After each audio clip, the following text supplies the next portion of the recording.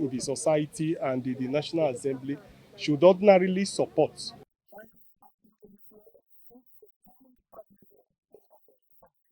We believe that education is a vital driver of national development. Nigeria is the biggest market for China.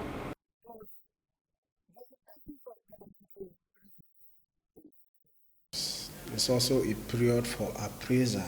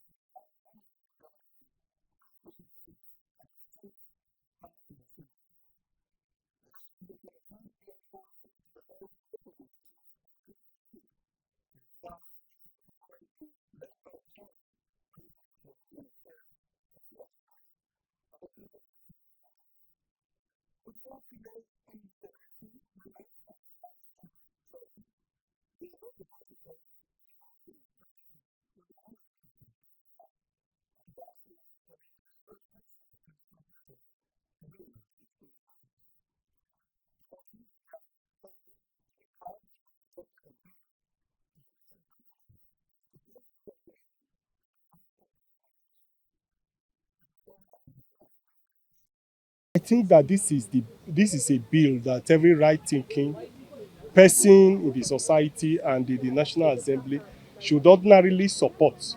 You will agree with me that we've had a lot of inhibitions against women. We have cultural biases against women, economic and financial bias against women.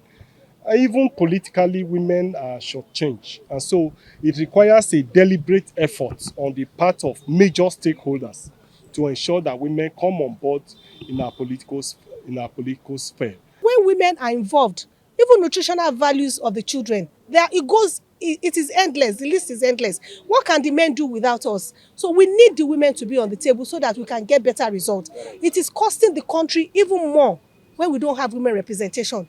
The women constitute about half of the population of this country, and a nation that decides to underutilize the potentials of about half of our population will go nowhere. This is the truth, and it's a global issue.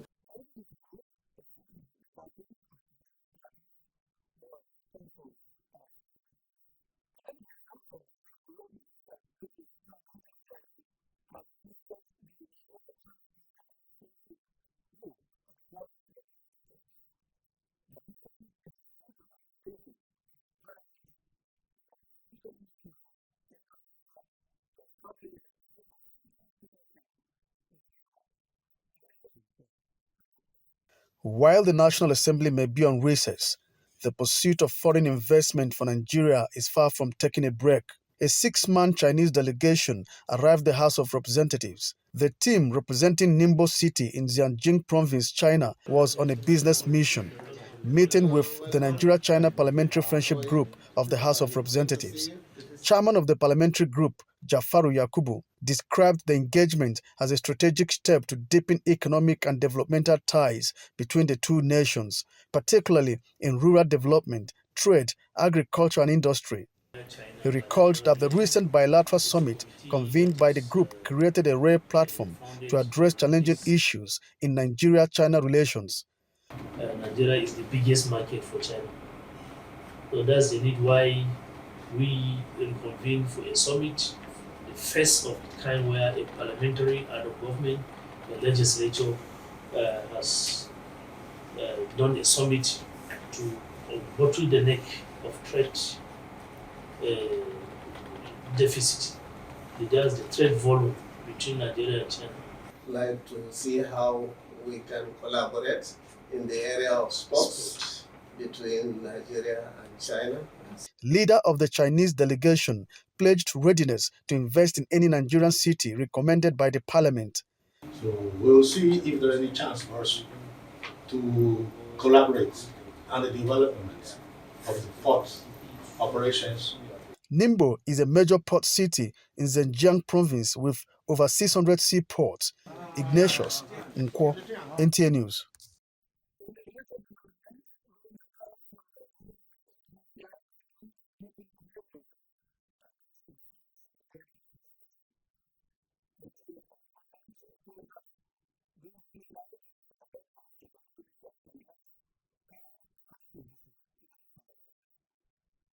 Nigeria and Indonesia have a long-standing diplomatic and economic ties with significant trade volumes since 1965. The partnership now is beyond trade, but in education and parliamentary system. On a visit to the National Assembly, the leader of the Indonesian parliament acknowledges the importance of education placed by both countries, assuring that with the support of the People's House and other relevant institutions, the education sector will be better. Antara Indonesia dan Nigeria akan terus berkembang dan mendekatkan hubungan antara masyarakat kedua negara. I wish there were more Nigerians to utilize the Indonesian scholarships. I believe that through these initiatives, educational research and social cultural operations in Indonesia and Nigeria will continue to grow and further strengthen people relations between these two countries. We believe that education is a vital driver of national development, and we look forward to the exchange and transfer of expertise and insights. Many of our young ones are not in school. Now, this is a global problem, and we are very conscious of ours here as a country, and this House of Representatives, and by extension the National Assembly, is very determined in working to ensure that this problem is tackled. The House of Representatives education-related committees are expected to pay a similar visit to Indonesian Parliament.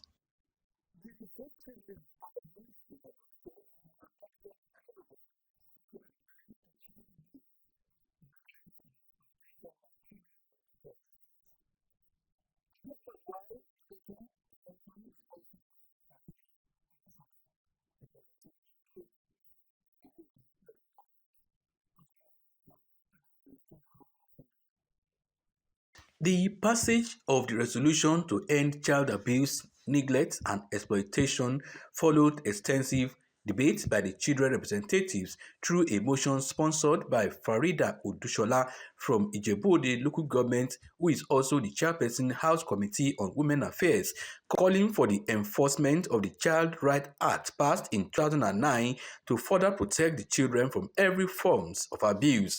As of 2023, about 60% of Nigerian children are suffering from all forms of abuse. We all have to stand up. We all have to work together to ensure that this is eradicated. Right, Honorable Speaker, sir, my fellow honorable members, child abuse can occur in various forms. Right, Honorable Speaker, sir, my honorable members of this reputable assembly, what must be done to stop child abuse, neglect, and exploitation? Firstly, there must be full domestication of the CRA. We must push for all local government to adopt and enforce the Child Rights Act without delay. The state government and all concerned stakeholders formulate more policies to put an end to child abuse, neglect, and exploitation in Ogun State. This should serve as the resolution of this honorable house. I so move, Mr. Speaker, sir. Speaker of the Children's Parliament, Favour Ezekiel, representing Ifo constituency, directed that the resolution be forwarded to the appropriate authorities for necessary action. Those in support of the motion, please say aye. Aye. Those against the motion, please say nay. The ayes have it, and so ordered. The Children's Parliament was later received by members of the Ogun State House of Assembly led by the Speaker, Oludaisi Elemide, where the resolution passed at the Children's Parliament was formally presented to the Speaker. Elemide commended the brilliance of the Children's Parliament and promised to incorporate the resolution into the relevant laws, especially those dealing with rights of children in the state. Successful, prosperous, you will lift the glory of Nigeria. There is still hope in Nigeria. Once I see you, I know I see hope for Nigeria. I see hope in this country. The lawmakers praised the children's commitment, zeal, and ingenuity, noting that the children representatives were determined to excel in their future endeavors. In Abuja, Yemi Talimo, NTA News.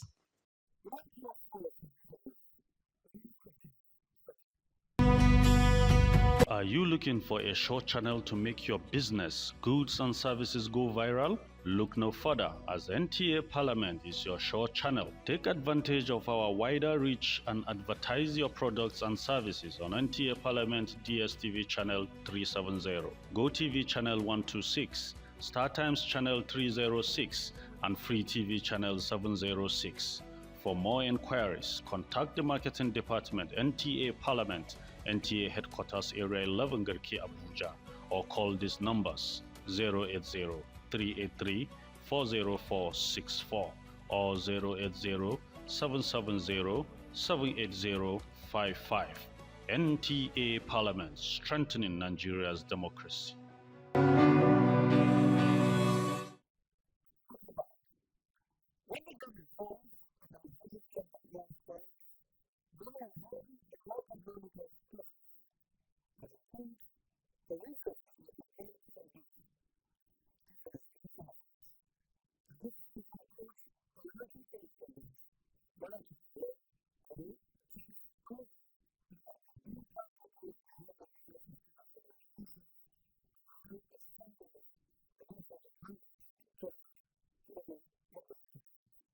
The seats may be empty and the microphone silent, but the recess period of the State Assembly is far from idle. Instead, it serves as a vital bridge between the laws being made and the lives they are meant to serve.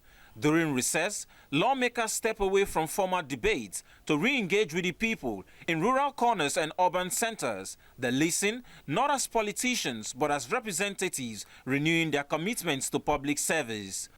We take this time to basically interact with our constituents and also know more of the problems. It's also a period for appraisal of how far we have come. There are projects that are going on in our individual constituencies. For instance, in my constituency, that is Senatorial Road, Yanengoa Oporoma Okubi Road. Since that road work awarded, I have been around it. I make sure that there are no disturbances from the communities, and then we go on oversight to see that the road is progressing. I consider it as a productive concept for you to be more productive.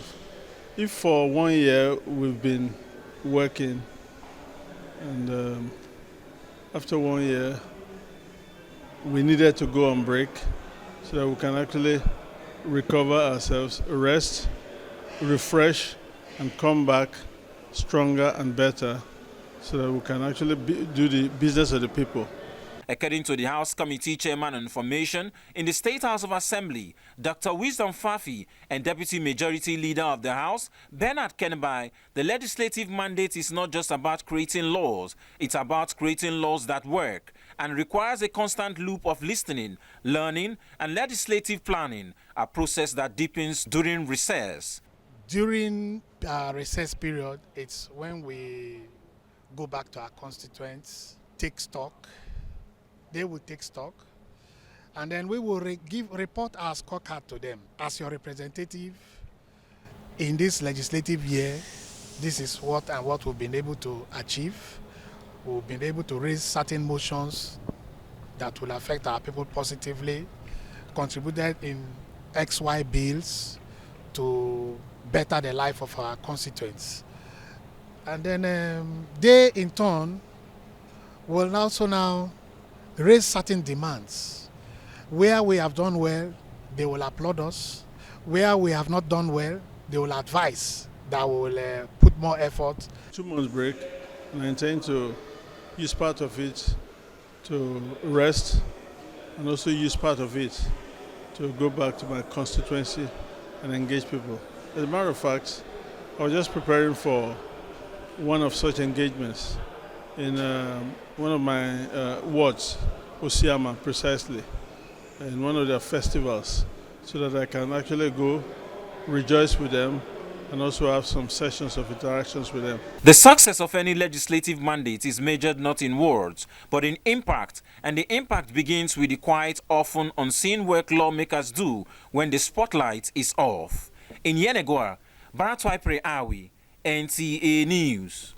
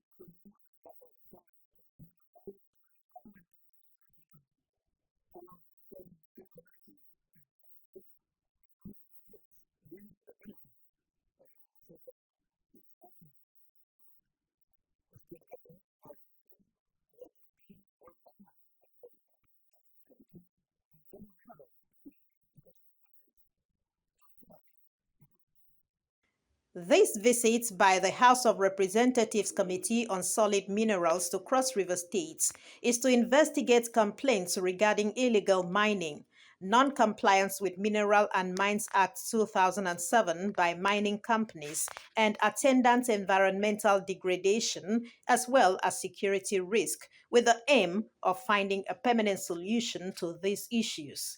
Receiving the delegation, Governor Tu expresses regret that despite the state's significant mineral resources, it derives little or no benefits from their exploitation, seeking strengthened regulatory framework to ensure that the mineral resources contribute meaningfully to revenue generation, gross domestic product growth, and improved livelihood for host communities. The House of Representatives should include the amendment of the relevant acts in regard to land administration in the ongoing constitutional amendment. In part, the amendment should define land to incorporate the topography and the cross in its administration. The ownership of solid minerals should be within the residual lease, while control should be within the public of the concurring lease. Except there is backward linkages, it is still a bit difficult to actually censor and either of us pretend or regulate what is actually going on. Because one of your suggestions is actually to grab the areas where conflicts can be generalized and administrated in a way that before content is actually issued out, government should be able to know about it.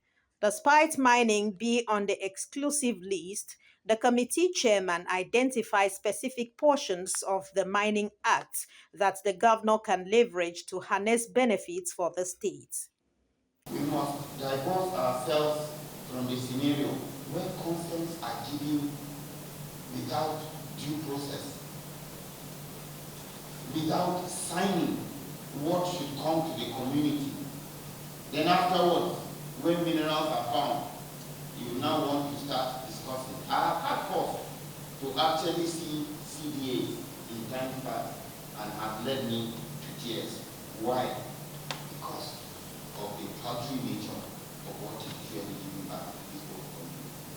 Your Excellency, this is a critical point at which you can arrest the issue of community development activities by embedding in agreements that should be signed before consents are given. And I want to encourage the state to equally, through private sector vehicles, see how you can create the value addition concerns that will be of enormous gain to the state. These are things that lead to investments. It could be processing your barite to a degree whereby oil exploration companies will have to buy it. The committee commends measures adopted by the Cross River State government to stem illegal mining. In Calabar, Justina Etam, NTA News.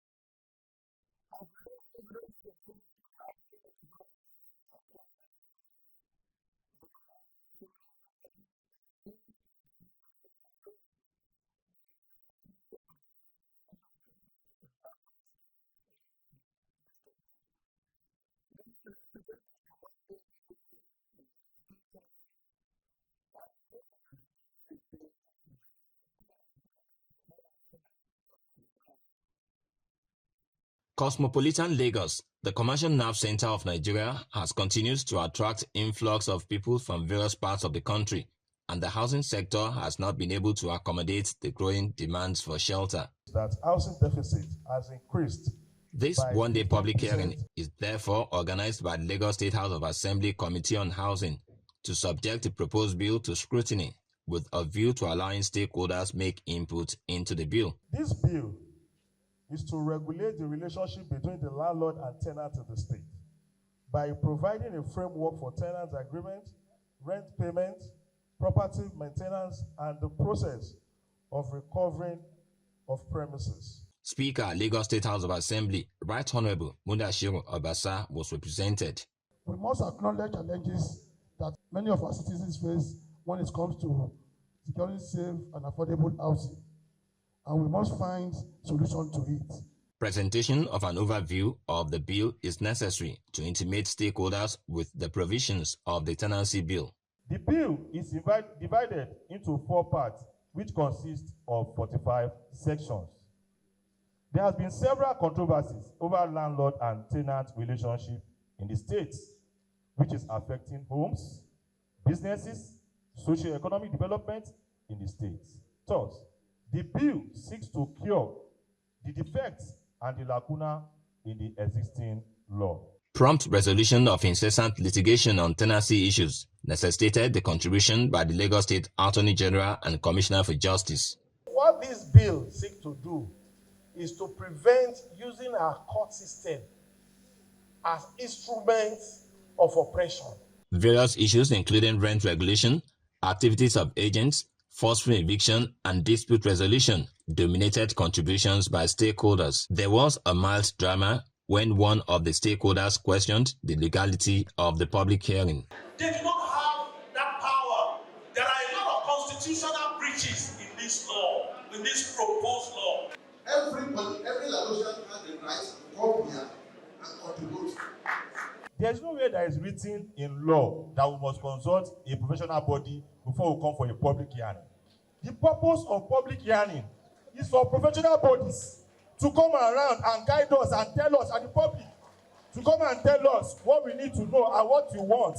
Commissioner for Housing sheds light on the anticipated impact of the bill.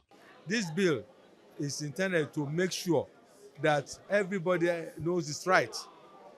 The Lagos State Tenancy and Recovery of Premises Bill 2025 has scaled the second reading on the floor of the Lagos State House of Assembly. In Lagos, Musa Toliat, NTA News.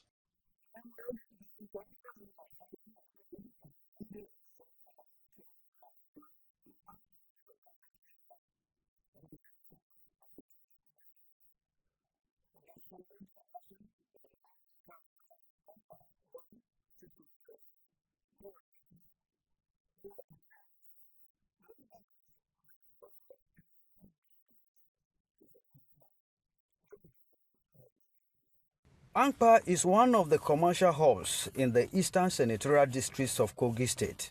The absence of a national grid in the area over the years has slowed down business activities, healthcare delivery, education, and other areas of development. Prompted by these challenges in the constituency, member representing Ankpa 1 State constituency, Akus Lawal, through a motion at a plenary, appeals to the concerned authorities to ensure that the national grid electricity supply is back in the local government. Aware that Ankpa was previously connected to 33 kV transmission line from Utuko in Benue State, which was grossly inadequate due to its position at 27th T-off point after other 5 local governments have been served. The 27th T-off also supplies Ankpa, Omala, and Kolaba local government area, making it under supply and heavily overloaded, and in possible position to deliver stable electric power. This condition led to years of erratic electricity supply that eventually collapsed completely last year. Supporters of the motion say the motion is a welcome development, solicit that other local government areas affected by this situation in Kogi State should also be considered in the provision of electricity supply. Move that Area 1 should cover Olamamoro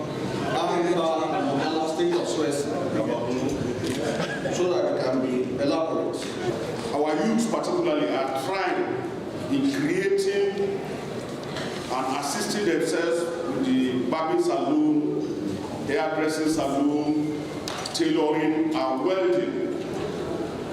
And these things I've mentioned, we need electricity so that they can survive better. Let's invite stakeholders, let them come and discuss the issue of life. Why are we paying and we are not getting? Why are there no facilities for us?